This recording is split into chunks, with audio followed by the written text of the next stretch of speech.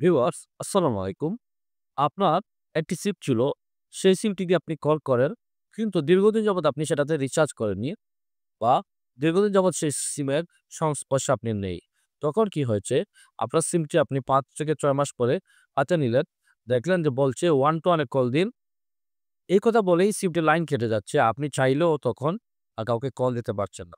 হ্যাঁ ভিউয়ার্স, এই ক্ষেত্রে আমরা কাস্টমার কেয়ারে আসলে কি পরামর্শ দেই? পরামর্শ নেওয়ার আগে আপনাকে জানতে হবে কি জন্য এই ধরনের সমস্যা হতে পারে। ১ম সমস্যা হচ্ছে ভিউয়ার্স, আপনি যদি দীর্ঘদিন সিমটাকে রিচার্জ না করেন, তাহলে বলবে এই কথা যে আপনি রিচার্জ করুন।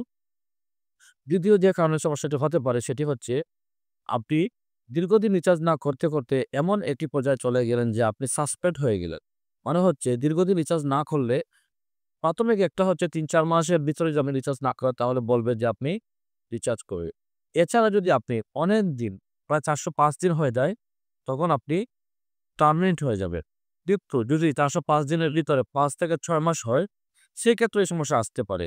সেই সমস্যাটা হচ্ছে তখন আপনাকে বলে দেওয়া হয় যে আপনি ওয়ান টু ওয়ানে কল করুন। আমি আজকে এই বিষয় দিয়ে আলোচনা করব। ওয়ান টু ওয়ানে কল করার জন্য কি জন্য বলে? হ্যাঁ, ৫ থেকে ৬ মাস যদি আপনি সিমটিতে টাকা না ঢোকান এবং আপনি সাময়িকভাবে তখন সাসপেন্ড হয়ে যান বিটিআরসি থেকে। হ্যাঁ ভিউয়ার্স, বিটিআরসি কোম্পানিকে রাইট দিয়েছে যে দীর্ঘদিন যদি কেউ ইউজ না করে সাসপেন্ড করে দেওয়ার জন্য। ৬ মাসের কারণে যে সাসপেন্ডটা হয় তখন বলে ওয়ান টু ওয়ানে কল দেওয়ার জন্য। এটা ওয়ান টু ওয়ানে কল দিতে হয় এইজন্য যে আপনি আবারও সিমটি চালাতে চাচ্ছেন, সাসপেন্ডে কানেক্টেড হয়ে যেতে চাচ্ছেন। মানে আপনাকে সাসপেন্ড অবস্থাকে তুলতে হবে। এইজন্য ওয়ান টু ওয়ানে যারা কল দিতে পারবেন না, তারা কাস্টমার কেয়ারে আসবেন। আমি ১ মিনিটের ভিতরে এই সিমটি খুলে দেব এবং আপনি আবারও রিচার্জ করবেন, আবারও ইউজ করবেন। তো ভিউয়ার্স, বুঝতে পারছেন অবশ্যই যে আমাদের কাস্টমার কেয়ারে এই সমস্যাটি নিয়ে অনেকেই আসেন আপনারা যে ওয়ান টু ওয়ানে কল দেওয়ার কথা বলছে। কিন্তু আবার ওয়ান টু ওয়ানে কল যাচ্ছেও না।